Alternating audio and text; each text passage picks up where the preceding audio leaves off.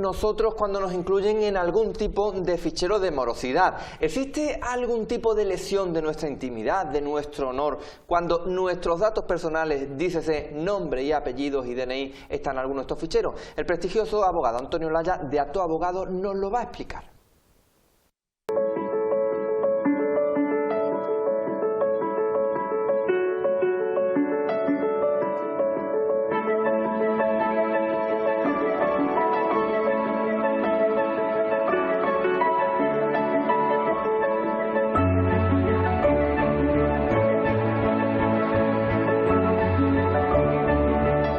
Acto Abogados. Visítenos en calle Rascón, número 36, en...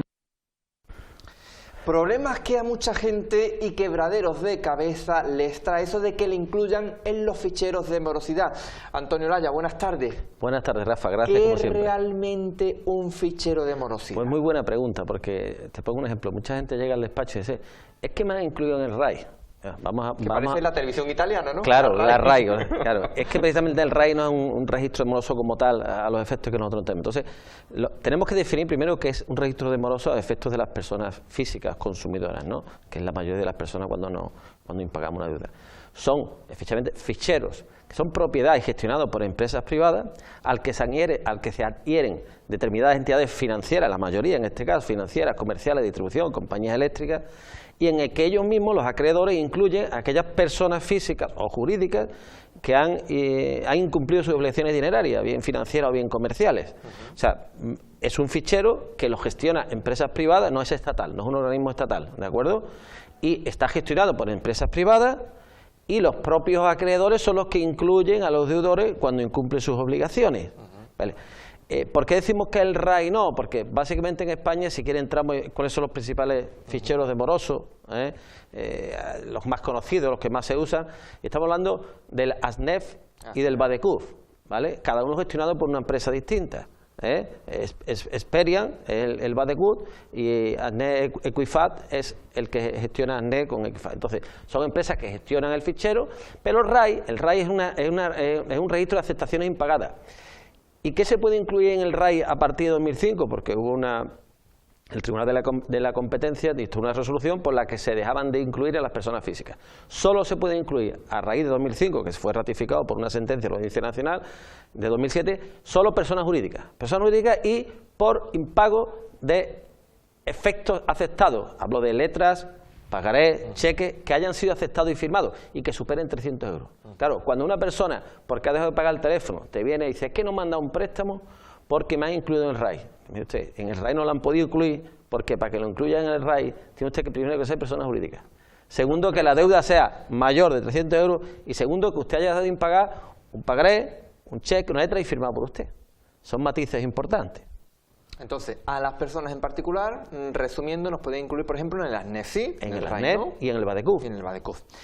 ¿Qué podemos hacer nosotros? Por ejemplo, vamos a poner un caso muy frecuente. Tenemos una compañía de teléfono, nos pasamos a otra, en la otra nueva compañía contratamos una serie de productos que resulta que por H o por B nosotros no hemos querido contratar porque nos han puesto tarifas adicionales. Por ejemplo, llega un momento, nos ponemos en contacto con atención al cliente, no llegamos a un acuerdo y bueno, cuando llega ese recibo a nuestra cuenta bancaria lo devolvemos porque no era, oye, lo que a nosotros nos habían explicado, lo que habíamos pactado. Automáticamente esa compañía X nos puede meter en el fichero ASNEF. Llega un momento que vamos a lo mejor a nuestro banco a pedir una simple financiación a través de una tarjeta de crédito y nos dicen que tururú porque estamos metidos en ese fichero y es cuando nos enteramos que lo que pasa muchas veces es que estamos en alguno de estos ficheros, ¿no? Pues sí, un ejemplo clarísimo lo que acaba de decir y yo me remito a la legislación y a la jurisprudencia que hay, ¿no? Hay una sentencia muy ilustrativa que además de un compañero de servicio jurídico a nivel nacional de nuestro despacho, que es de 6 de marzo de 2013. Entonces, se remite al artículo 38 del Reglamento de Desarrollo de la Ley del 99, que es del 2007, de la Ley de Protección de Datos, ¿vale? Donde dice que para que te incluyan en ese fichero, la deuda tiene que ser cierta. Primero que sea cierta, que sea exigible y esté vencida. Por ejemplo, si tenemos un préstamo personal que estamos pagando, la deuda es cierta, es exigible, pero no está vencida, no nos puede incluir. Porque todavía seguimos pagando ese dinero que tenemos pendiente. Y debe ser cierto. Y segundo, que no hayan pasado más de 6 años desde que es exigible el cobro. O sea, si han pasado más de 6 años de que me pueden exigir el cobro, no te pueden incluir en el registro. Y tercero, importante, me tienen que haber hecho una previa reclamación fehaciente extrajudicial. Típico burofax, una reclamación fehaciente. Luego, como tú has dicho, me han incluido, pero la deuda si es litigiosa, porque yo lo estoy discutiendo, la deuda con el banco. He presentado incluso una reclamación extrajudicial diciéndome usted, devuélvame usted, porque yo di orden que me devolviera, me la han cargado, devuélvame usted. Es litigiosa, ¿vale? Y además, si no me han hecho reclamación fehaciente por escrito previa, no me pueden incluir en el registro de morosos. Es decir, dámosle... ¿Cómo me puedo sacar? ¿Cómo puedo salir? Pues lo primero es demostrar que la deuda no existe o que es litigiosa, enviando a ese registro una documentación con tu DNI y demás. Pero lo que decimos siempre, Rafa, utilicemos abogados especialistas, utilicemos gente que domine la materia y que sepan de qué estamos hablando para que no nos mareen. Nos podemos dirigir a la Agencia Estatal de Protección de Datos, que existe, que es como la CNMV en el mercado de valores, el Banco de España cuando hacemos una reclamación. Vamos al Banco de España. Mire usted, nosotros en el despacho, que somos especialistas en derecho bancario, nunca dirigimos las reclamaciones a esos organismos. ¿Por qué? Porque al final es marea la perdiz. Nosotros vamos siempre a los servicios jurídicos de la entidad. Entonces, cuando se trata de una entidad financiera, los escritos los dirigimos a la entidad financiera y le damos 10 días y a los servicios jurídicos. Todo lo demás es marea la perdí, tengo 2 meses para responder, no te respondo, no es cierto. Entonces, Antonio, para que nos hagamos una idea y lo pongamos en un lenguaje más claro para nuestra audiencia, es decir, cuando estamos pagando ese préstamo, esa tarjeta personal al banco, no nos deben entonces incluir en ese fichero porque todavía estamos actualizando ese pago que tenemos, ¿no? La deuda es cierta, es exigible, pero no está vencida. Vale, entonces, ¿por qué muchas entidades, por qué muchas compañías, empresas, casi parece que lo hacen de manera preventiva? Te meten en el fichero, ¿por qué se da esa situación cuando debería ser casi al revés como marca la ley? Claro, si la deuda, si han pasado más de 3 meses que lo hagamos, lo que se llama morosidad Banco de España, te suelen meter en los registros los bancos por impago de un préstamo. Pero previamente, vuelvo a decir, previamente, informar, nos tienen que haber hecho un requerimiento de pago. Hay veces, como tú bien dices, que dejas de pagar 3 cuotas de un préstamo y te incluyen en el fichero, pero no ha habido un requerimiento fehaciente de pago. En ese caso nos podemos defender. ¿A dónde vamos? Aquí hay una contraposición de derechos, Rafael, vamos al grano, jurídicamente. Primero, el derecho de esas entidades a transmitir a los ficheros los impagos. Hay un derecho, ¿por qué? Porque es un sistema de protección de las mismas entidades, tanto financiera, comercial y distribución de compañías, para no dar crédito a quien no se lo merece o quien impaga. Oye, vamos a protegernos, no vaya a ser que una primera persona deje impago.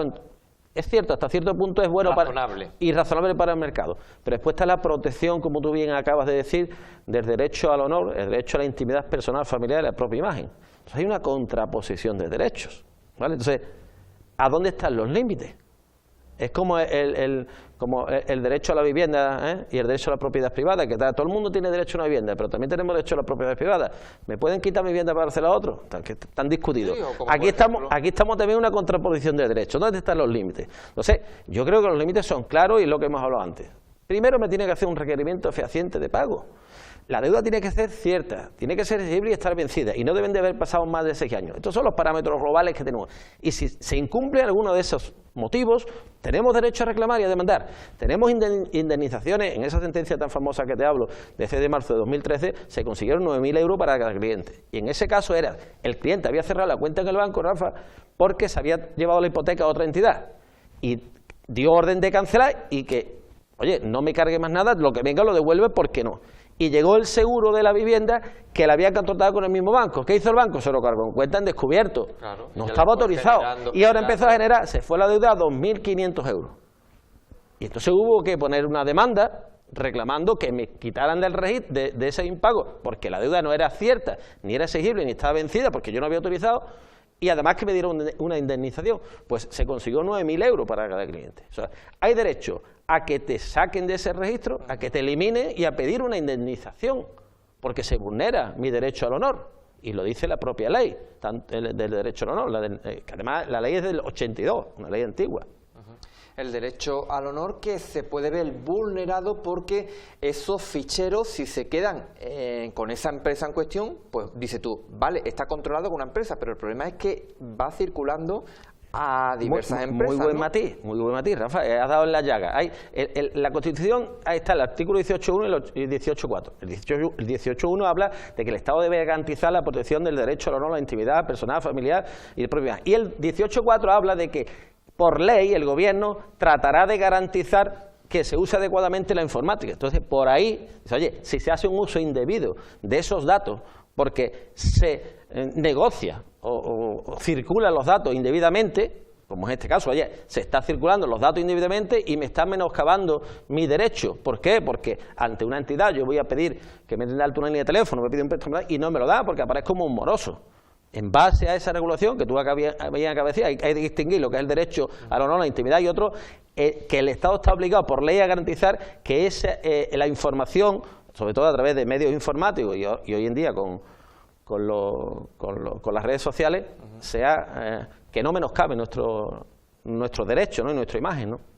Ahí están viendo ustedes el número de teléfono y el mail por si se quieren poner en contacto con Antonio Olaya de Ato Abogados, porque siempre insistimos en lo mismo. Cuando nos partimos un brazo, acudimos a un traumatólogo y no acudimos a nuestro ferretero habitual. Bueno, pues aquí, para que se hagan una idea, hay que hacer lo mismo, ponerse en manos de especialistas, porque esto, como yo siempre digo, es un ejemplo muy práctico que entiende todo el mundo. Cuando tenemos a lo mejor un pequeño quistecito muy cerca al riñón, se coge, se abre y se opera y no pasa nada. Pero cuando ese quiste se va poniendo grande, está al lado del hígado, el páncreas, etcétera, etcétera, que ya casi no se puede tocar, y con este tipo de cosas pasa lo mismo. La bola de nieve, que es muy pequeñita y comienza siendo muy grande, con lo cual siempre manos expertas. Parece que has estudiado medicina también, además de derecho, Rafa. Te veo que estás... No, pues yo con una gota de sangre me caigo redondo, con lo cual no es muy fuerte. Muy bien.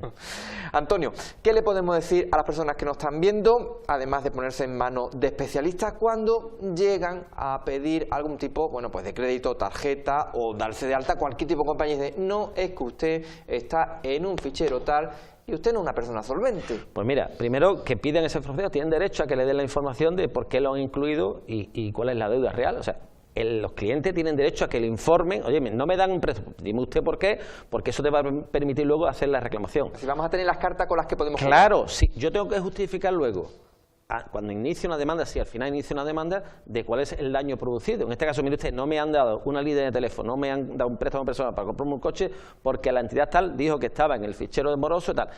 Pedir la información del registro, primero, por si la deuda no es cierta o es indebida, pedir que me eliminen del registro, lo primero. Y si no me eliminan, incluso iniciar una demanda pidiendo indemnización.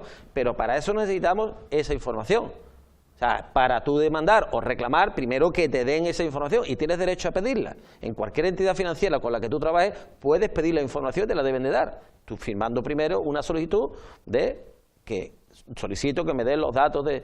Porque además el banco lo hace, cuando te va a dar cualquier operación financiera, el banco consulta todos esos ficheros, sí. Además de la CIRBE, no hemos hablado de la CIRBE, la Central de Información de Riesgo Banco de España, que no es un fichero propiamente, está gestionado por el Banco de España, pero se incluyen todos los datos de las deudas que tienen los clientes, tanto si están pagados como no. Tenemos derecho a pedir esa información y que nos den. Primero es pedir la información, y una vez que verifiquemos, ir a un especialista, siempre volvemos, vamos a personas especialistas, porque nos salen al final baratos, porque esa persona nos va a orientar bien y nos puede incluso hacer que reparen ese menoscabo de nuestra imagen. Y evitar futuros quebraderos de cabeza. Antonio Olaya, gracias por habernos traducido a un lenguaje más cercano de esos nombres que habíamos escuchado por ahí, RAI, CIRBE, ASNEF, etcétera, etcétera. Me ha gustado lo de RAI, lo de la televisión italiana. Es que la RAI. Lo voy a decir. Vamos, que más de uno cuando ha dicho, no, que usted está en la RAI, habrá quedado como diciendo, sí. ¿Cómo? Perdón. Gracias, Antonio. Gracias a ustedes, como siempre. Hasta ahora.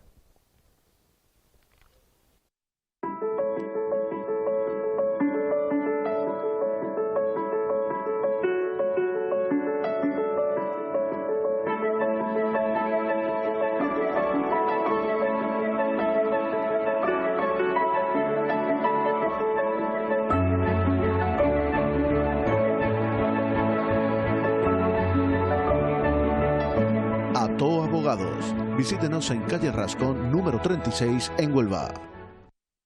Pues 6:30 en puntito de la tarde, nos tenemos que despedir. Mañana viernes tendremos un resumen de nosotros, de Mejor Si de Huelva, de las cosas que creemos más importantes que pueden ser para todos ustedes. Volvemos el próximo lunes, bueno, no, el lunes no, que festivo, día 1 de mayo, anda, Rafa Vázquez, el próximo martes a las 5 de la tarde, aquí en esta casa, en Telonuba. Buen puente, y siempre les diré lo mismo, a pesar de que pueda quedar un poco reiterativo y pesado. El coche y las prisas no son buenas consejeras, por favor, tengan en cuenta que tienen ustedes un vehículo que puede causar mucho daño, no solo a usted, a los pasajeros que lleva, sino al que viene enfrente. Así que ahora que estamos de muchas romerías por la provincia de Huelva, si van a beber, bueno, pues que el coche lo conduzca otro, porque no queremos que haya ningún tipo de accidente de tráfico, y recientemente ha habido varios en la provincia de Huelva, que queremos verles a todos de nuevo próximamente aquí el martes, ¿vale? Bueno, pues lo dicho, hasta el próximo martes, día 2 de mayo a las 5 de la tarde, aquí en esta casa, en Telonuba.